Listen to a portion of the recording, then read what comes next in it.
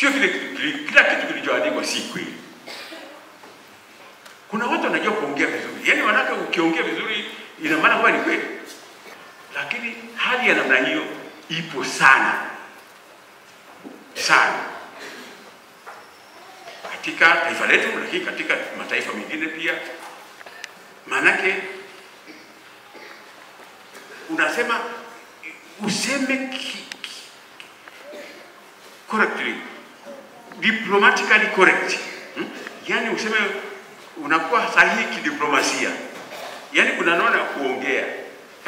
Sio kusema kila kitu black and white. Kuna namna ya kusema. Na unakuwa right. Kuna namna ya kusema kidiplomasia eti. Si tunaongea. Katika maisha tunaongelea mambo kama hiki akienda kama hakiendi.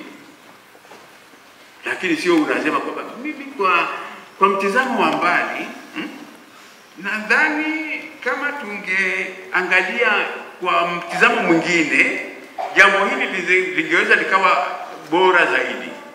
Nadhani tukiangalia kwa jicho la pili au la tatu, jicho la tatu. Kwa sababu kuna macho mawili tu. Kwenye jicho la tatu tukaangalia kiukweli kwa kuunganisha na watu wengine, tungeweza jambo hili tukaliangalia kwa wema zaidi. Sasa ni unasema nini? Yaani kwa mwisho kabisa umesema nini? Mtu anayetumia lugha ndefu namna hiyo. Tuombe Mungu anayebariki. Mungu anayebariki na abariki nyoyo zetu. Asibariki sisi kama jimbo letu. Abariki wilaya yetu, mkoa wetu na Tanzania yetu.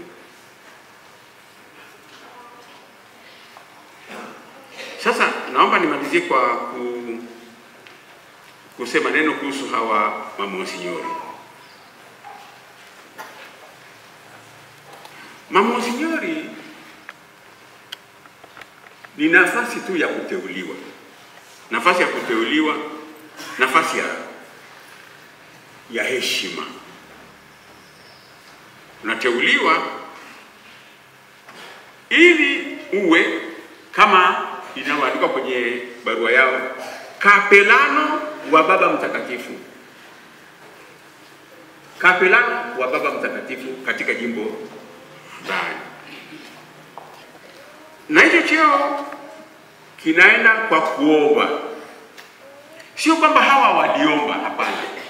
Lakini askofu jimbo huwa anawaombea mapadri wake anaoona wanafaa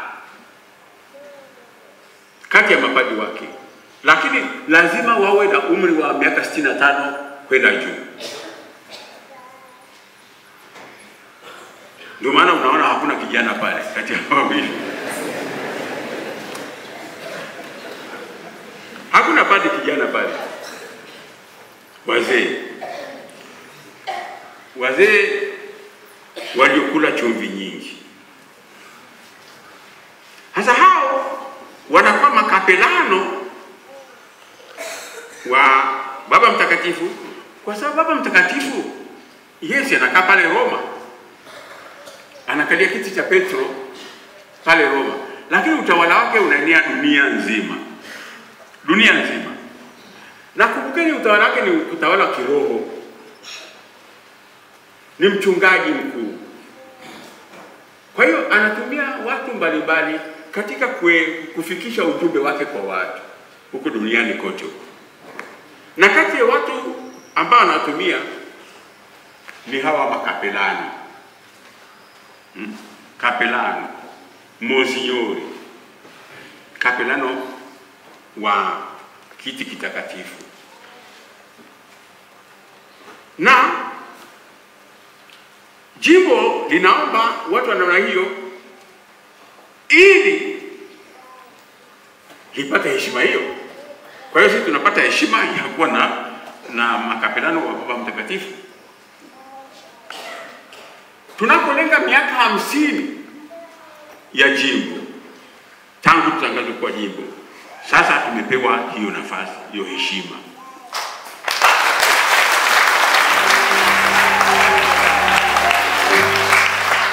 tunawapeni hongereni mababa kwa nafasi hiyo ambayo mlipopewa na mlikubali, na ndio maana mko special pale.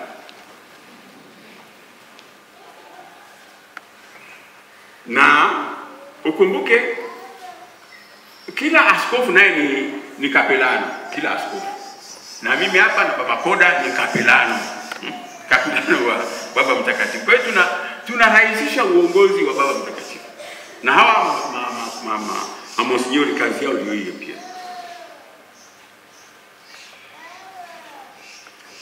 Na kila vika general, msaidizi wa askofu, yani Baba Mpombegwa pale, anapaswa kuwa ni monsinyori pia. Ila askofu jimbo anapotoweka, yani kama mimi si askofu wa jimbo tena, na cheo chake kinatoweka, na hata huo ukapelano wake unaisha.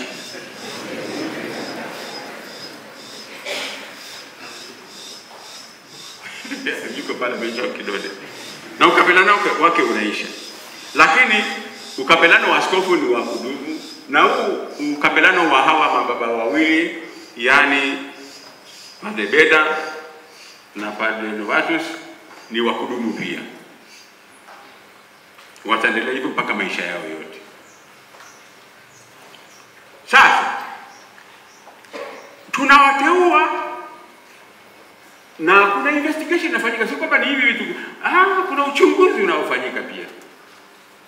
Huo uchunguzi unadhihirisha kile nilichoandika kama ni kweli ama hapana. Kwa hivi tumeandika kwamba jimbo limefika miaka 50 na kuna mapadri ambao wanaonyesha ukomavu. Kuna mapadri ambao wanaonyesha ukomavu, na ndio hao tulio.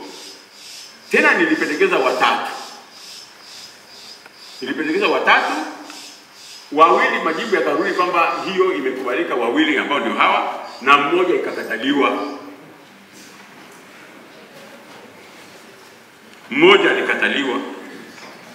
Hasa msimuulize kwa sababu gani.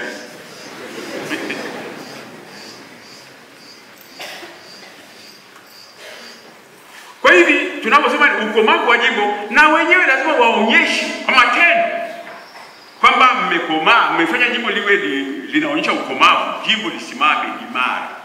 Penye wazee haribiki neno. Lakini wapo wazee wengine wanafanya kama mlipofanya kisiasa, wana wazee wengine wanajificha katikati ya watu. Hawasemi kitu hata kama kinaharibika. Sasa hicho tunachosema ndicho. Hatusemi muwe ni watu wa fujo, lakini pia ukweli lazima usimame, umenyoka. Na sisi tutauangalia nini. Ukweli lazima useme na umenyoka. Ukweli huwa unanyoka. Muweze kufanya watu wengi kati yetu sisi sote tuonekane ni wakomavu. Wakomavu ambao tukipewa jukumu tunalifanya sawa sawa na zaidi. Nenda hatua moja, unaenda 2, 3, 4. Mwambie uende hatua moja, tunataka unaenda hatua 3, 4 za katika utekelezaji wa majukumu. Kwa hiyo mababa, hongereni sana. Sisi tunawatazamia kwa mambo mengi, na hasa tunapoadhimisha jubilei yetu ya jimbo ndani ya mwaka moja na kitu uliopita. Lazima msimamie kwenye ukweli. Ukweli mmoja hapo lazima ni useme. Ukweli mmoja hapo ni ninyi wana kanisa kuu.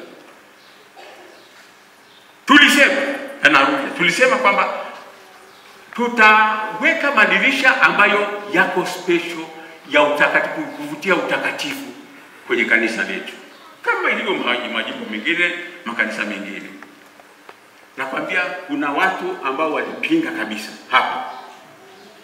Kuna watu walipinga kabisa kule. Ikatokea, natoa mfano, nikasema ni kama unapoenda zamani, hata sio zamani, nadhani sasa ukienda leo hii, ni kama ukienda pale Moshi, hapa Same labda pia niko, lakini kwa kweli nilisema Moshi, kituo cha reli, railway station pale, unakuta kuna zile ventilators za simenti zilikuwa kwenye huko ambao unaona watakatifu, zilikuwa hapa pia. Sasa watu wakachukua neno langu la kwamba ni ventilator, askofu mkuu alijenga kwa ventilator badala ya kuweka madirisha. Nikasema mbele ya Mwenyezi Mungu sijasema hivyo.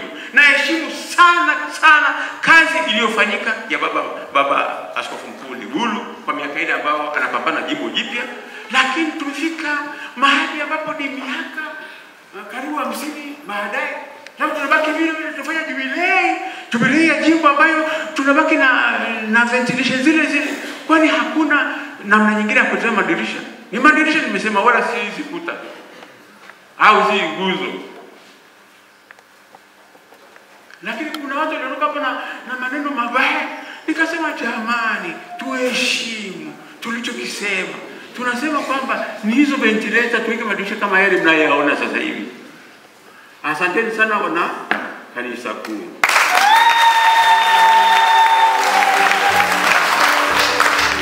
Mlinielewa na shukuru. Asante sana Father Kadiki.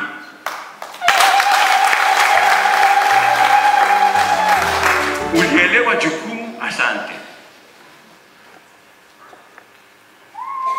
Hapa hii kazi ni kazi ngumu imefanyika.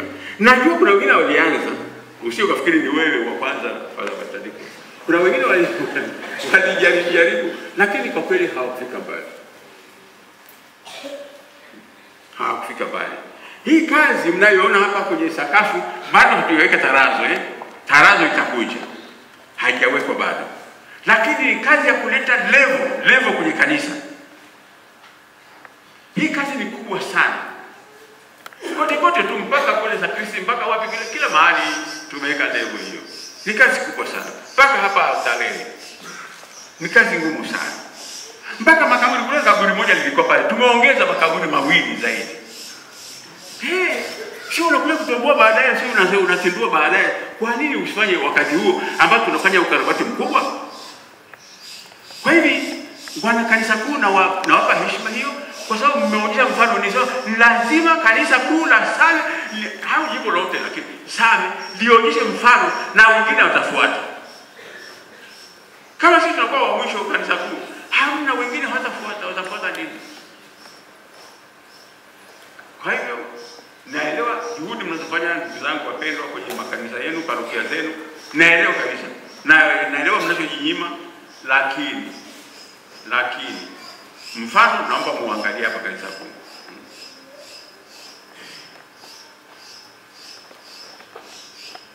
Muangalie hapa. Hii ni juhudi. Hii ni kazi ya shilingi zaidi ya shilingi milioni 150 kazi iliyofanyika hapa. Na hiyo pesa imetoka hapa. Ni wana kanisa kuu wamechanga. Michango. Alafu wanaona matokeo yake wanafurahi. Sio kwamba kuna hela ilitoka mahali au kwamba wamechukia. Eti mmechukia kanisa kuu? Mkachukia kwamba tunafanya kazi hii ya Mungu.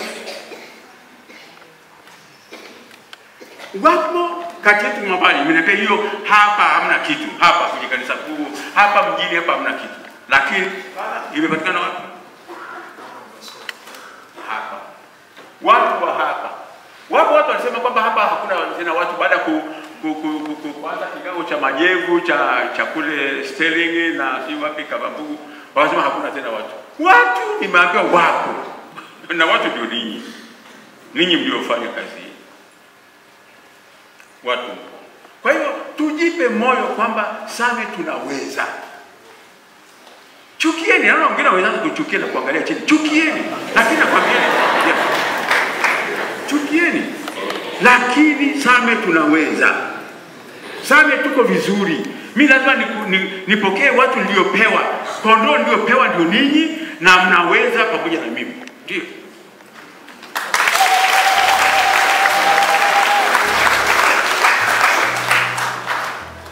Tuliambiwa, na nashukuru aliona ni baba askofu mkuu wa Dar es Salaam kardinali wakati ule. Kwenye moja hapo ya uaskofisho alikuwa anatoa uaskofu, akasema kila askofu aridhike na jimbo lake. Asipepese macho anaangalia jimbo la mwenzake. Kila askofu aridhike na jimbo lake. Na tangu hapo kwa kweli hata kama wale ambao mnanifahamu nilipoanza mwanzoni hapa Same, na baadaye, yani naongea habari za miaka 12 iliyopita, tuliwaambia kila mtu anazidi na mimi nilibadilisha gia yangu ni hapa, naangalia hapa Same. Wala si yani siangalie si kama kuna jimbo jingine, mimi sijui. Mimi najua jimbo la Same.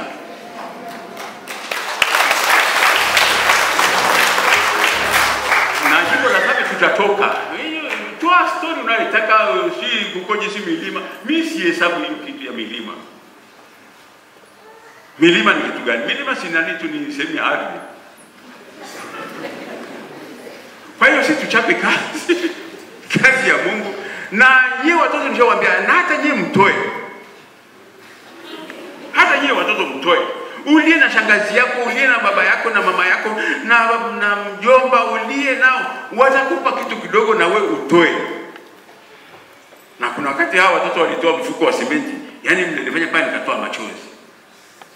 Hao walitoa mfuko wa simenti.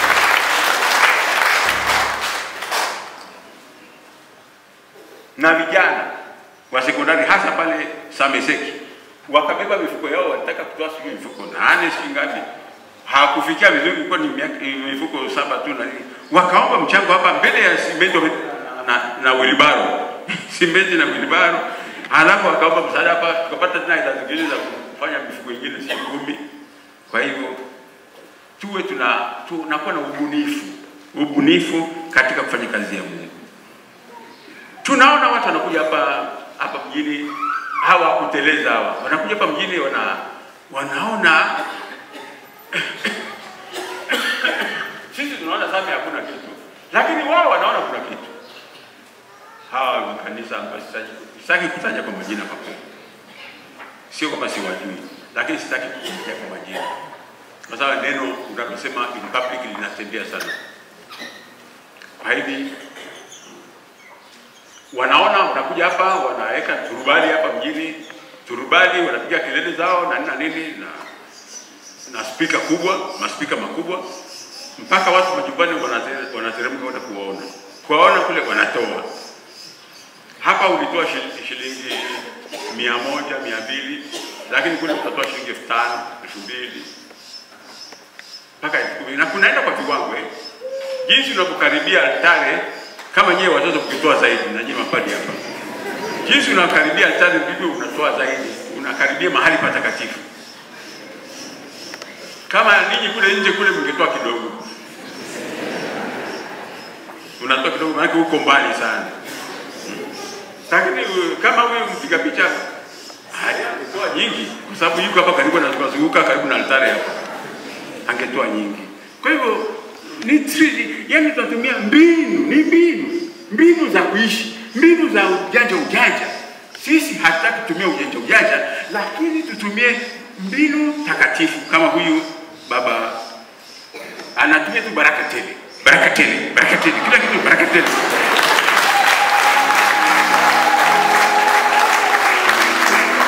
Baraka tele, na kitu baraka tele. Hakuna watoto baraka tele. Yani kila kitu kwake ni baraka.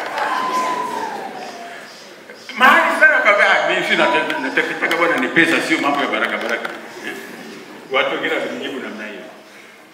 Maana sio hata ubarikiwe sana baraka tele. Kwa hivyo anakubariki hivi, lakini ni mbinu moja. Kwa hiyo tuige na tuwe na ujasiri baba wa kwenda na kumuuliza. Tuwe na ujasiri wa kuuliza, kuomba. Mimi huwa nazunguka sana, naomba ushauri kwa majibu mengine. Kwa kweli niwaambie sana. Na juzi nilitoka, acha niseme waziwazi, nilitoka jimbo la Kigoma, tulienda kufanya mafungo ya maaskofu kule, mafungo ya mwaka. Na kule Kigoma wapiga hatua. Mungu wangu. Kigoma bwana, wamepiga hatua kubwa sana, na nikawa na kwa unyenyekevu kumwambia askofu, hivi hapo mlifanyaje? Hizi hela ulipata wapi? Lakini huhitaji kuuliza sana, unaangalia ule ushirikiano tu tuliouona katika siku wiki moja tulikaa pale, ule ushirikiano na kueleza kitu. Ule ushirikiano yeye na mapade na watawa na walei walitokea kikubwa, na walei wa kule Kigoma kikubwa. Ukaona hapa ni umoja wa kujenga vitu vikubwa. Hapa sisemi, lakini mkitaka nende mkaangalie vitu vikubwa, na nawaruhusu na mapade wengine nendeni mkaangalie, nende mkaangalie. Tunaongea habari za historia ya miaka 10 ya ule askofu kuwa pale. Mimi hapa na miaka 16. Je, kama hatujaleta maendeleo? Tumeleta maendeleo kiroho, tunaanza ya kiroho tumeleta, lakini kwa kiwango za ukipiga kiwango unaona kwamba wale wametuzidi. Kigoma. Amina.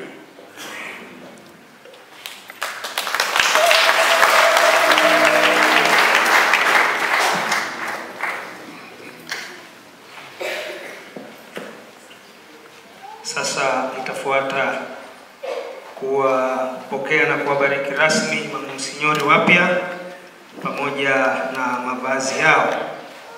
Dhehebu hilo litatanguliwa kwanza na kusomwa kwa hati zao za kupandishwa hadhi ambazo zimeandikwa kwa lugha ya Kilatini, lugha ya kanisa, na kufanyiwa tafsiri ya kimantiki. Hivyo nitawaalika wasogee hapa mbele, alafu kisha niombe Padre Joshua atusomee hiyo tafsiri ya hati zao.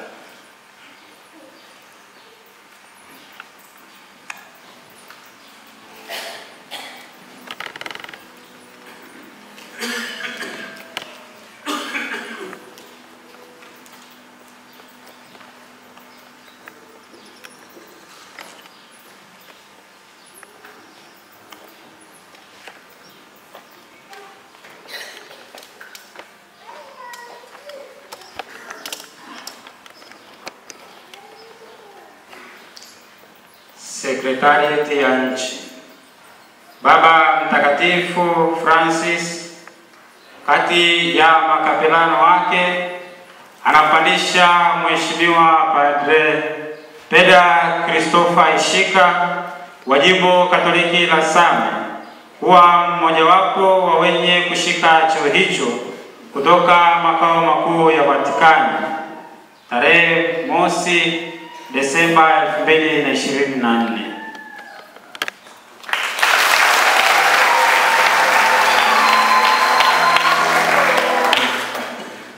Sekretarieti ya nchi.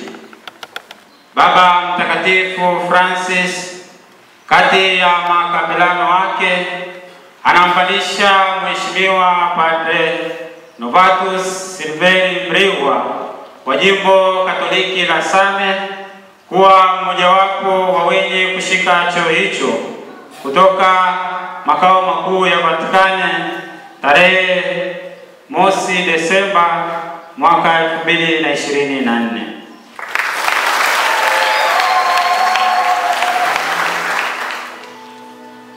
Asante. Basi baada ya kusomwa kwa hati zao hizo za uteuzi, Mhashamu Baba Askofu atawakabidhi rasmi zile hati zao zilizoandikwa kwa lugha ya Kilatini.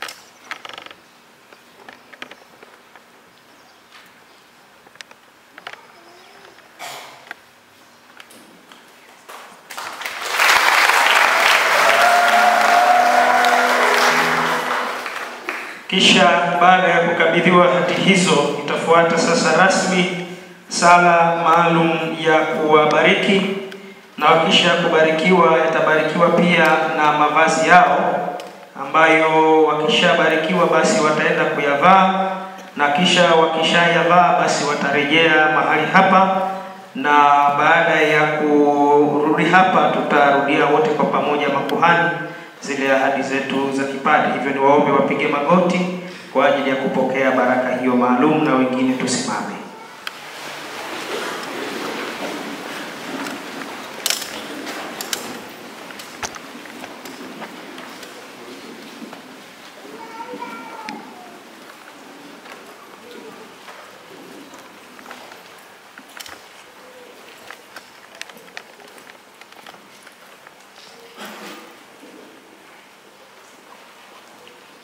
Msaada wetu katika jina la Bwana. Bwana Mungu Mwenyezi, tunakushukuru kwa vipawa vyako mbalimbali visivyo na idadi kwetu sisi wanadamu. Tunakiri kwamba tunavipokea vipawa hivyo bila mastahili yetu. Tunakushukuru kwa kuwainua ndugu zetu hawa kwenye hadhi ya umosinyori na hivyo kuzidisha baraka kwa kanisa lako. Kwa kanisa lako hapa jimboni Same. Tunakusihi kwa wema uwabariki watumishi wako hawa na uwazidishie katika utumishi huu mtakatifu, wapate kuwa washauri bora kwa watu wako, wasimamie ukweli na kukemea uovu, walinde imani ya watu wako na wawe manukato ya wema ndani ya kanisa, wakidumisha uelewano kati ya ndugu zao na kanisa lako takatifu. Tunaomba hayo kwa njia ya Kristo Bwana wetu. Sasa tabariki mavazi yao.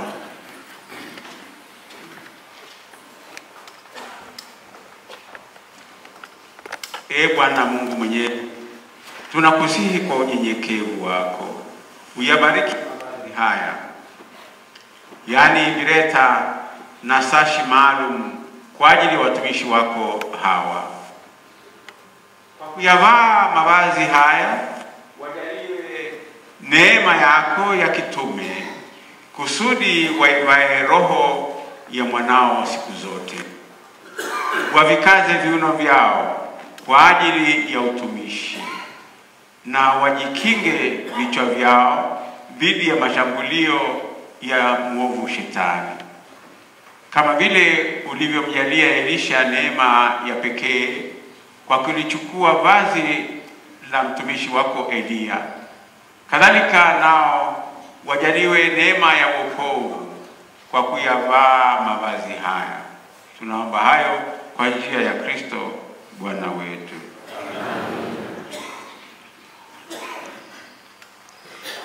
Wimbo Zaburi ya shukrani.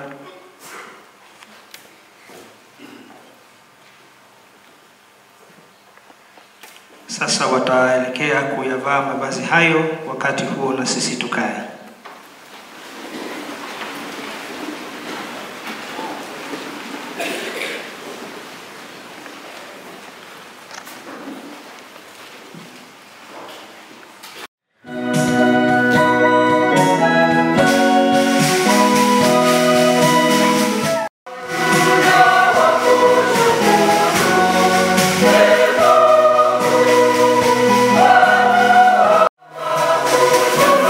Oh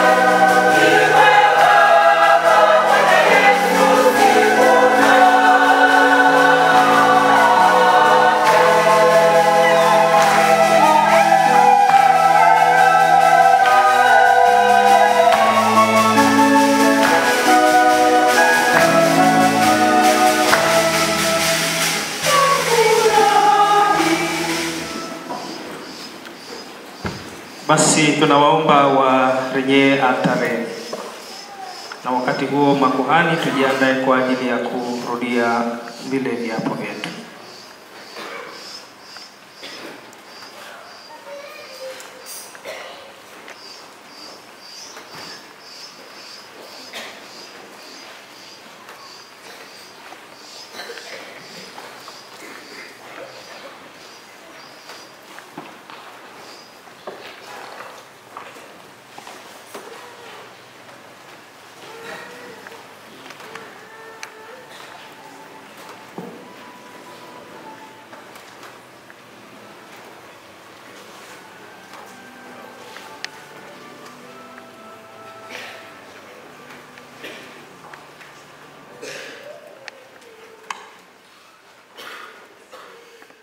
Tunawaomba mapadri tusogee kwa ajili ya kurudia viapo vyetu. Tusogee, tusimame hapa kwa kuizunguka.